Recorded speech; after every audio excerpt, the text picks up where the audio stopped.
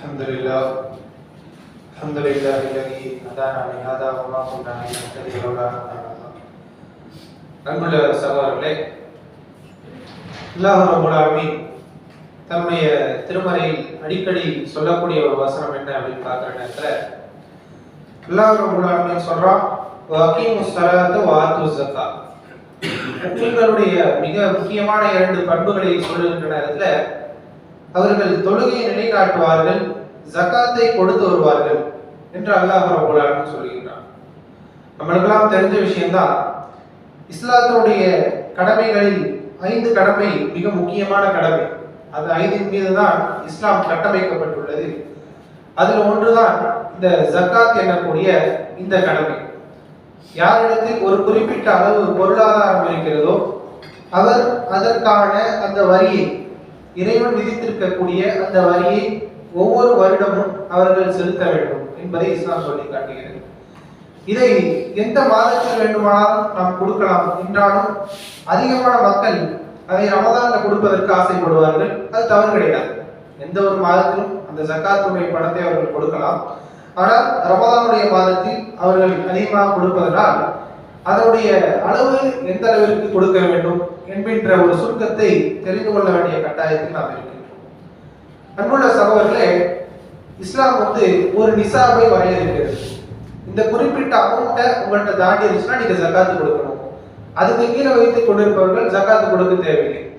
அதில் ஆடு மாடு என்று பல இருந்தாலும் நம்ம அதிகமாக புழங்கக்கூடிய தங்கம் மற்றும் வெள்ளியினுடைய விஷயத்தில் இஸ்லாம் ஜகாத் எவ்வளவு சொல்லுது அப்படின்னு பார்த்தீங்கன்னா, பல அறிஞர்கள் பல கருத்துக்களை சொல்லிவிட்டாலும் ஒரு தோராயமாக ஒரு 85 கிராம் தங்கமாக இருந்தால் ஒரு 85 கிராமுக்கு மேல யார்கிட்ட இருக்கும், அதாவது வேற மொழியில சொல்றதுன்னா 10.5 பவுன், அந்த 10.5 பவுன் 85 கிராமுக்கு மேல யார்கிட்ட இருக்கும் அவர்கள் தங்கத்துல ஜகாத்து கடமையாகும்.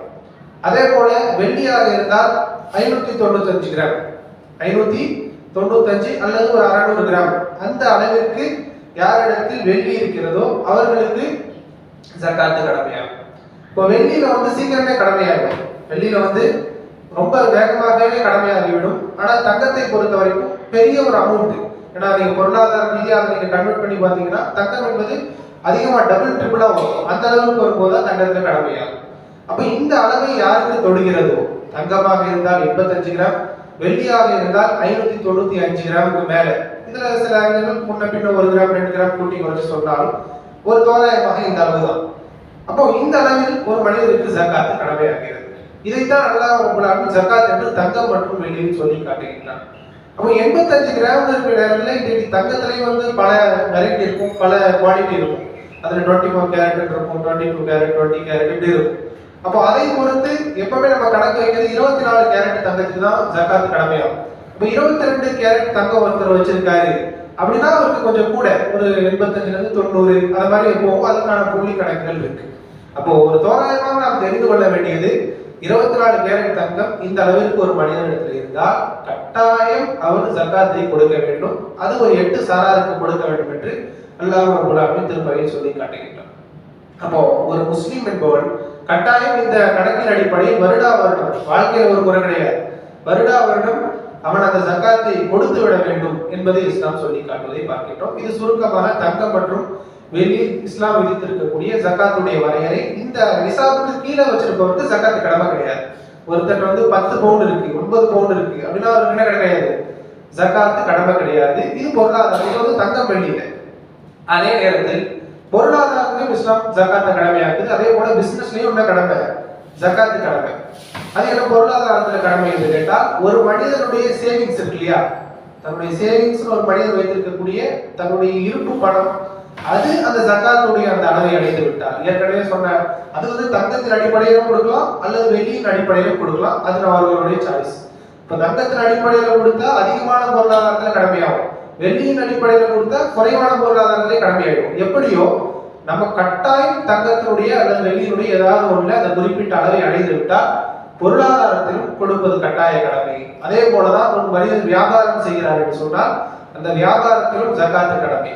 வியாபாரம் என்றால் அவருடைய வியாபார பொருட்களுக்கு ஜகாத்து கடமை கிடையாது. ஒரு மனிதர் ஒரு கடை வச்சிருக்காரு அப்படின்னா அந்த கடைக்கு நிறைய பொருட்கள் தேவைப்படும். அந்த கடையை ரன் பண்றதுக்கு ஒரு கடை வேணும், அதுக்கு கம்ப்யூட்டர் வேணும், அதுக்கு சில ரேக்கு வேணும், இப்படி பல பொருட்கள் அவருக்கு, அதுல வந்து ஜக்காத்து கடமை கிடையாது. அவருடைய ரொட்டேஷன் அமௌண்டாக என்ன இருக்கிறதோ, அவருடைய டேர்ன் ஓவராக வருடாந்திரம் என்ன இருக்கிறதோ, அந்த இருப்பு பணத்திற்கு மட்டும் ஜக்காத்து கடமை. அதாவது ஒரு கடை வச்சிருக்காரு, அந்த கடையில நிறைய பொருள் இருக்கு, ஆனா அந்த பொருளுக்குலாம் ஜக்காத்து கடமை கிடையாது. அவருடைய உபகாரிகளுக்கு ஜக்காத்து கிடையாது. அவர் எந்த பொருளை விற்கிறாரோ அதனுடைய டேர்ன் ஓவர் இருக்கு இல்லையா, அதுக்கு ஜக்காத்து கடமை. அதுவும் இல்லாமல் அவர் கட்டுற கரண்ட் பில்லு, அதுக்கெல்லாம் ஜக்காத்து கிடையாது, கடமை கிடையாது. அப்போ அதிகமான மக்கள் இந்த 3 விஷயத்தில் புழங்கக்கூடியவர்களாக இருப்பார்கள். இன்றைக்கு வந்து ஆடு மாடுகள் அதை வளர்க்கக்கூடியவர்கள் குறைவு என்பதனாலும் நம்மிடத்துல அதிகமாக புழங்கக்கூடிய இது போன்ற இருப்பு, அதே போல தங்கம் வெள்ளி, அது போன்ற வியாபாரம், இந்த அனைத்தும் இஸ்லாம் என்பது ஜக்காத்து என்பது, அதை சுருக்கமாக சொல்வது என்று சொன்னால் 2.5%, 100க்கு 2.5% இஸ்லாம் வந்து ஜக்காத்தை கடமையாக்குவதை பார்க்கின்றோம். இந்த ஜக்காத்தை ஒரு மனிதர் தர மறுப்பார் என்று சொன்னால் அவரோடு போரிடுகின்ற அளவிற்கு இஸ்லாம் அதை கடுமையாக சொல்லி இருக்கிறது. யாராவது ஜக்காத்தை கொடுக்க மறுத்தால், இஸ்லாமிய ஆட்சியாக இருந்தால் அவருடைய உயிரை எடுக்கலாம், அவருடன் போர் செய்யலாம் என்கின்ற அளவிற்கு இஸ்லாம் ஒரு கட்டாய கடமையாக வைத்திருப்பதை பார்க்கின்றோம். இப்போ ஒவ்வொரு முஸ்லிமும் வருடா வருடம் கட்டாயம் கொடுக்க வேண்டிய ஒரு கடமை என்பது இந்த ஜக்காத்தாக இருக்கிறது. வருடா வருடம் கொடுத்தாலும் அல்லாஹ் ரப்பல் ஆலமீன் சொல்வதை போன்று உங்களுடைய தான தர்மங்கள் உங்களுடைய செல்வத்திலிருந்து எதையும் குறைத்து விடாது என்று அல்லாஹ் ரப்பல் ஆலமீன் சொல்லுகின்றார். அதற்கு பகரமாக இன்னும் அல்லாஹ் ரப்பல் ஆலமீன் அதிகமாக தருவதாகவும் சொல்லி காட்டுகின்றார். அதையும் குறிப்பாக எந்த மாதத்திலையும் நம்ம கொடுக்கலாம், இந்த ரமதான்ல கொடுத்தா அது வந்து ஒரு சிறந்த ஒரு விஷயமாக இருக்கிறது என்பதையும் நாம் நினைவில் கொள்ள வேண்டும். அப்ப யாருக்கெல்லாம் இந்த நிசாபுடைய அளவு தாண்டி இருக்கிறதோ அவர்கள் ஜக்காத்து கொடுப்பது கடமை. அதே நேரத்தில் அந்த ஜக்காத்தை யாருக்கு கொடுக்க வேண்டும் என்று சொன்னால் ஒரு 8 சாரார், ஏழைகள், வறியவர்கள், இப்படி ஒரு 8 சாராரை அல்லாஹ் ரப்பல் ஆலமீன் சொல்லி காட்டுகின்றார். அந்த 8 சாராரிலும் யாருக்கு நாம் கொடுக்க வேண்டும் என்று சொன்னால் நம்முடைய நெருக்கமான உறவுகளுக்கு கொடுக்க வேண்டும். ஜக்காத்தை யாருக்கு கொடுக்கணும்? நம்முடைய நெருக்கமான உறவுகளில் கஷ்டப்படக்கூடியவர்கள் இருந்தால், ஏழை எளியவர்கள் இருந்தால் அவர்களுக்கு கொடுக்க வேண்டும். அதை விட்டு அடுத்தவர்களுக்கு கொடுப்பதை இஸ்லாம் பண்ணல, வரவேற்கவில்லை. நம்மளுடைய சொந்தத்துல மிகவும் கஷ்டப்படக்கூடிய ஒரு மனிதர் இருக்கிறார், அவரை புறந்தள்ளிவிட்டு யாரோ ஒரு மனிதருக்கு கொடுக்குவதை இஸ்லாம் பண்ணல, வரவேற்கவில்லை. கட்டாயம் யாருக்கு தான் கொடுக்கணும்?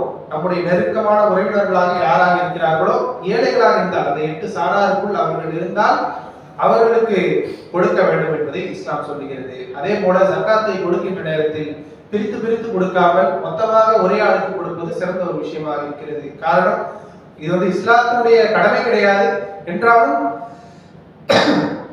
அவருடைய வாழ்க்கை தேவையை அவர் அதை வைத்து முன்னேற்றிக் கொள்ளலாம் என்பதனால் ஜக்காத்தை 100 பேருக்கு பிரித்து கொடுக்காமல் நம்முடைய ஜக்காத்தை ஒரு பெரிய அமௌண்டாக ஒரு மனிதருக்கு கொடுப்போம் என்று சொன்னால், ஒருவேளை நாளைக்கு அவர் ஜக்காத் கொடுக்கக்கூடிய மனிதராக மாறுவதற்கான வாய்ப்பும் இருக்கிறது. அது ஒரு சிறந்த விஷயமாக இருக்கிறது. என்றாலும் ஒருவர் ஆசைப்பட்டால் பிரித்தும் கொடுக்கலாம், எப்படி வேணாலும் கொடுக்கலாம். அதே நேரத்தில் நாம வந்து பொருள்களாக வாங்கி கொடுக்க கூடாது. ஜக்காத் என்ன பண்ணக்கூடாது? நம்முடைய ஜக்காத் பொருள்ல இருந்து எடுத்து கொடுக்கலாம், ஆனா நம்ம ஒரு பொருளை செலக்ட் பண்ணி இந்த பொருள் இவருக்கு யூஸ் ஆகும் அப்படி கொடுக்க கூடாது. நம்ம இடத்துல எந்த ஜக்காத் கடமையாவதோ, தங்கத்துல கடமையாவதோ ஒன்று தங்கமா கொடுக்கலாம் அல்லது பணமாக கொடுக்கலாம். பணத்தை வைத்து வேறொரு பொருளை வாங்கி இவருக்கு யூஸ் ஆகும் அப்படி என்று கொடுப்பதை இஸ்லாம் வரவேற்கவில்லை. காரணம், அது அவருடைய பணம், யாருடைய பணம் கிடையாது, நம்முடைய பணம் அது கிடையாது. அதை செலவு செய்வதற்கான உரிமை நமக்கு கிடையாது என்பதையும் இஸ்லாம் சொல்வதை பார்க்கின்றோம். எனவே இதுதான் ஜக்காத் கொடுப்பதனுடைய சுருக்கமான விஷயமாக இருக்கிறது. இந்த தெளிவின் அடிப்படையில் ஜக்காத் கொடுப்போம் என்று சொன்னால் நிச்சயமாக ஜக்காத் என்பதை நம்முடைய பொருளாதாரத்தை பரிசுத்தப்படுத்தும், இறைவனுடைய கேள்வி கணக்கிலிருந்து நம்மளை பாதுகாக்கும் என்பதை இஸ்லாம் நமக்கு சொல்லி காட்டுகிறது. மேலும் அது ஒரு கட்டாய கடமையாக இருக்கிறது. அதை கொடுக்காதவர்களுக்கு அல்லாஹ் ரப்பல் ஆலமீன் கடுமையான தண்டனையை சித்தப்படுத்தி வைத்திருப்பதாக சொல்லுகின்றார். எனவே வாழுகின்ற காலத்தில் ஜக்காத் கொடுக்கக்கூடிய மக்களாகவும், அதே போன்று ஜக்காத்தை சரியான முறையில் கொடுக்கக்கூடிய மக்களாகவும் அல்லாஹ் ரப்பல் ஆலமீன் உங்களை மென்மையும் ஆக்கியவர் புரிவானாக. வாஹிரு தஅவானா அல்ஹம்துலில்லாஹி ரப்பில் ஆலமீன். அஸ்ஸலாமு அலைக்கும் வரஹ்மத்துல்லாஹி வபரகாத்துஹு.